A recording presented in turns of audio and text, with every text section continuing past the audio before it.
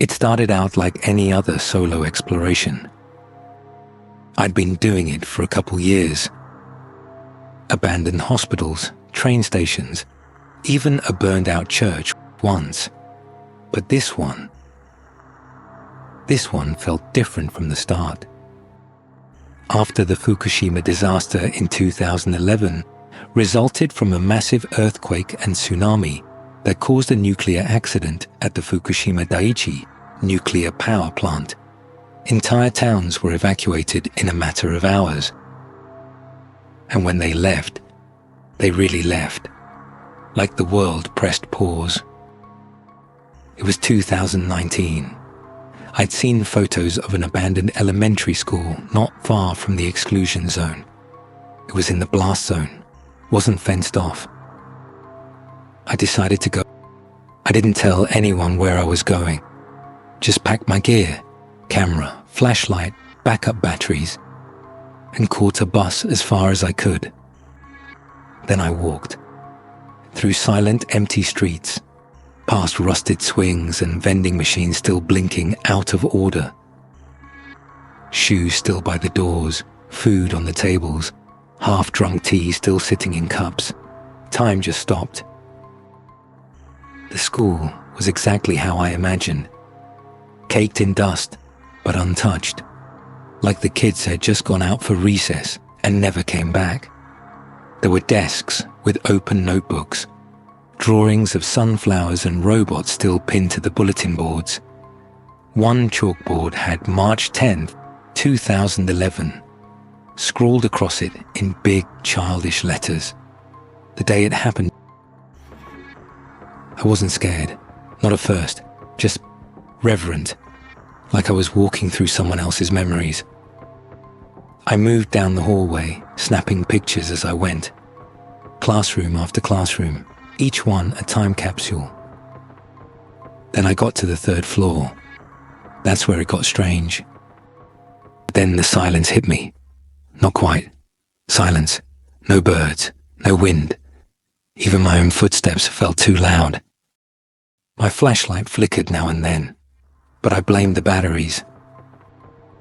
The hallway there was darker, longer.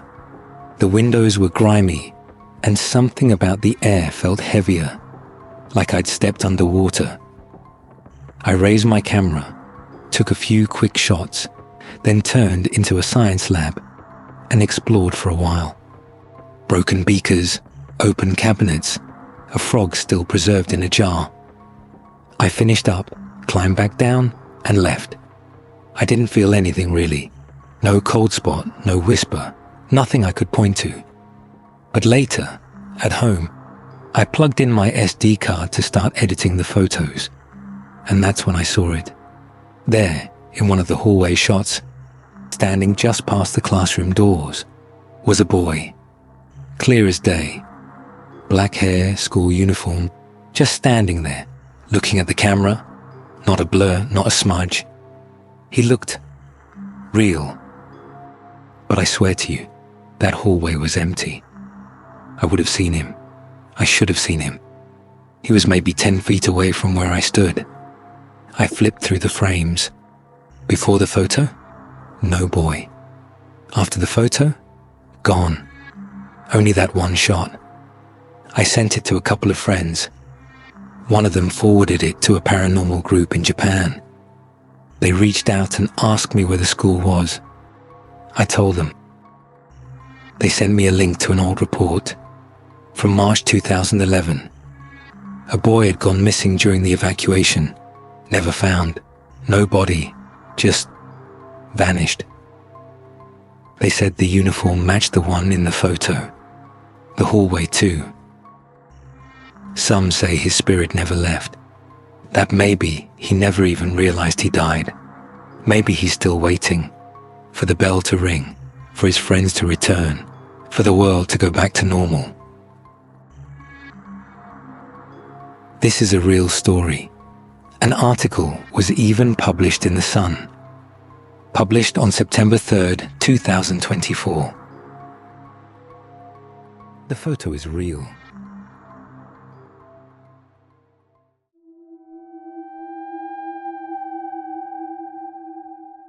I spent one summer in the English countryside. You know the kind. Quiet, endless green fields, the smell of old stone and wet leaves, no cell service.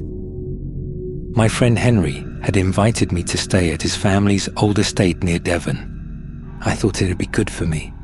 Reset my brain, unplug for a bit.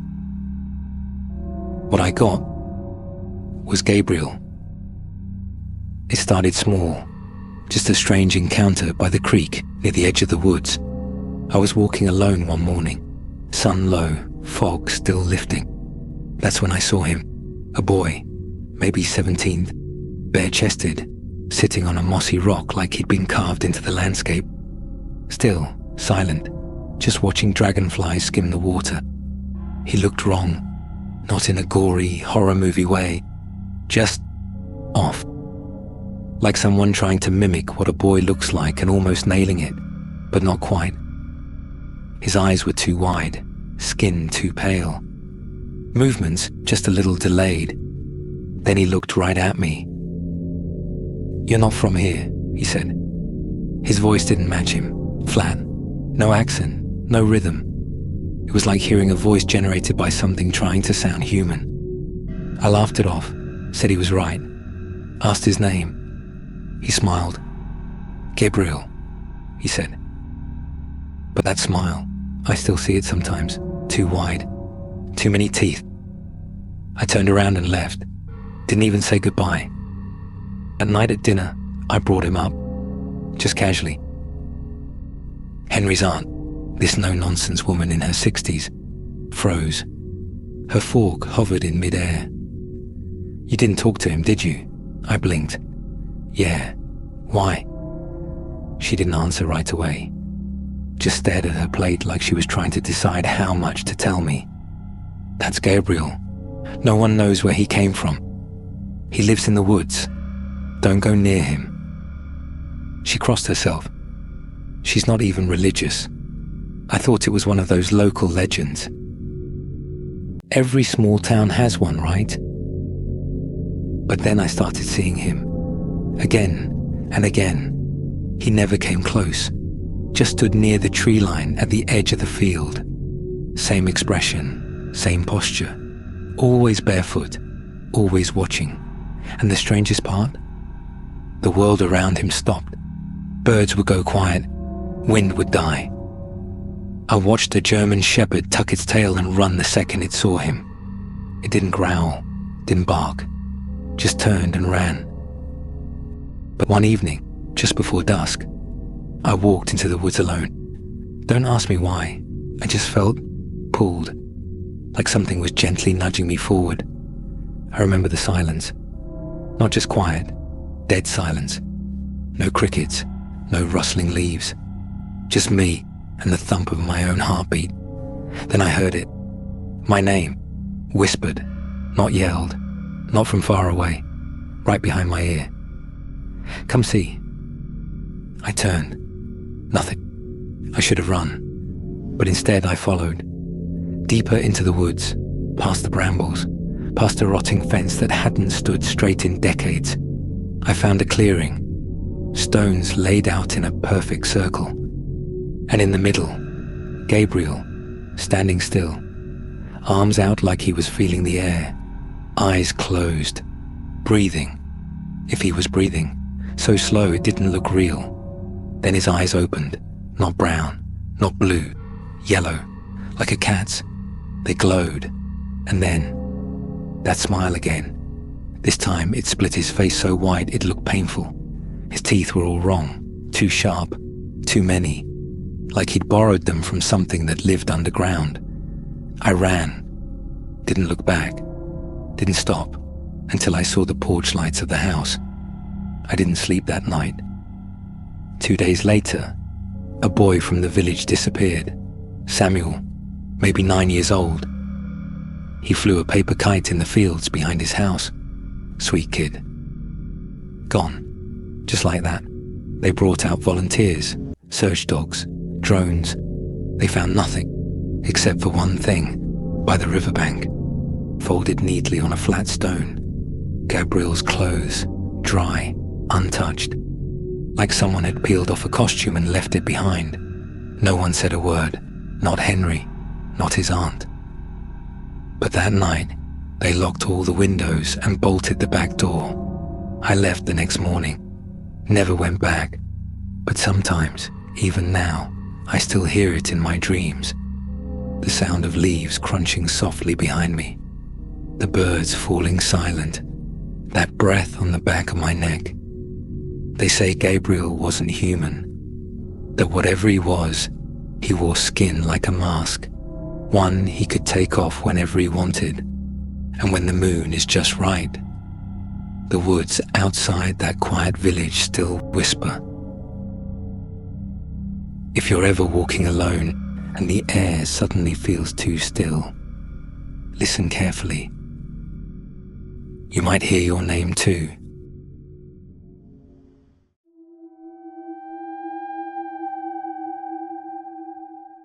You always hear about haunted houses, right? Like you think it's just old plumbing, creaky stairs, maybe the wind howling through thin walls. But what happened to me? What happened to us?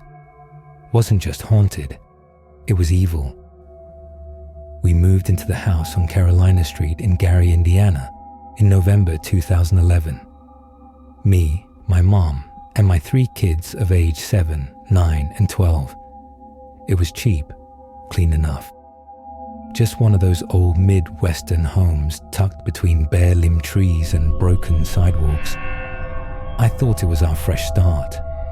It didn't take long to feel it. The first thing was the flies, swarms of them, in winter, on the porch, inside the screens. We'd spray them, trap them, kill them. They'd come back the next day, like they owned the place, like they belonged, and we didn't. Then the noises started. Footsteps in the basement. Doors creaking open even though they were locked. I'd hear shuffling on the stairs at night when everyone was asleep. My daughter said she heard whispering. My youngest told me someone was watching him from the closet. At first, I told them it was the house settling. Old pipes, drafts. But even I didn't believe myself. One night in December, I woke up to screaming. My 12-year-old daughter was thrashing in her bed, eyes rolled back in her head, arms floating like she was drowning in air. I tried to hold her down. She felt cold, hollow, like I wasn't touching flesh, but fog. Then she dropped like a rag doll. Limpio, breathing, silent. That was the first time I called a priest. He didn't react. He didn't question me. He just asked if we had a Bible in the house. That's when things got worse. By January, my boys were having what I thought were seizures, but the doctors couldn't explain them. They'd freeze in place, start muttering words I'd never heard before. My youngest would growl when people came over. Growl, like an animal. My middle child. He started talking about the man in the shadows. He said the man told him things, told him to hurt people, told him the house was his. One night, I caught him standing in the kitchen, barefoot, just staring at the stove, whispering something over and over. When I walked closer, I realized he was saying, he wants out. He wants skin. That same week, CPS came to our house after the school reported strange behavior. The caseworker brought a nurse. That's when it happened. They were interviewing my son when right in front of them, he walked backward, up the wall, not running or jumping, just backwards, flat against the surface, and then flipped and landed on his feet. The nurse screamed. The caseworker ran. I heard the door slam as they left, and I just sat there holding my shaking son. Even the hospital staff documented it, said it was real, said it made no medical sense. In February, police officers came to investigate. I showed them the basement, that awful, cold, wet basement where it always felt like someone was breathing behind your neck. They brought equipment, audio recorders, thermal scanners. One cop said his radio kept picking up static and whispers that weren't on the frequency. They caught a shadow on camera. Not a person, just a mass, crawling across the floor. One officer refused to come back, said something followed him home. Another started getting sick. Nightmares, nosebleeds. By March, we were desperate. A Catholic priest, Father Maginot, came to the house. He said it was demonic, said it wasn't just a haunting, that the entire house was infested. He did 3 exorcisms, 1 minor, 2 majors. The second one nearly killed him. He collapsed mid-prayer, said something had grabbed him by the throat from the inside. He told me afterward, "You need to leave. The house doesn't want you here." We moved out in May, left everything. Clothes, furniture, toys. I didn't care. I just wanted my kids to sleep again, to smile again, to be kids again. And for a while, they did. The nightmares faded. The growling stopped. My daughter didn't levitate again, but I still have dreams. Dreams of footsteps in the basement. Dreams of that same swarm of flies crawling up the windows, of shadows standing just outside the doorway, smiling with teeth too sharp, too many. Some nights I wake up and think I can hear the Carolina Street house breathing, like it's still waiting. They tore it down in 2016, burned it, bulldozed the lot. But I don't think it's gone. I think it followed us. I think it follows anyone who gets too close. And if you're ever in Gary, Indiana, and you pass an empty lot that feels colder than the rest, don't stop. And for the love of God, don't go near the basement. Some say these stories are just imagination, but if you've heard footsteps when you're alone, if the air shifts when it shouldn't, then maybe you know better. Like, subscribe. Share this with someone who loves the dark. We bring new darkness every week. Until then, sleep with the lights on.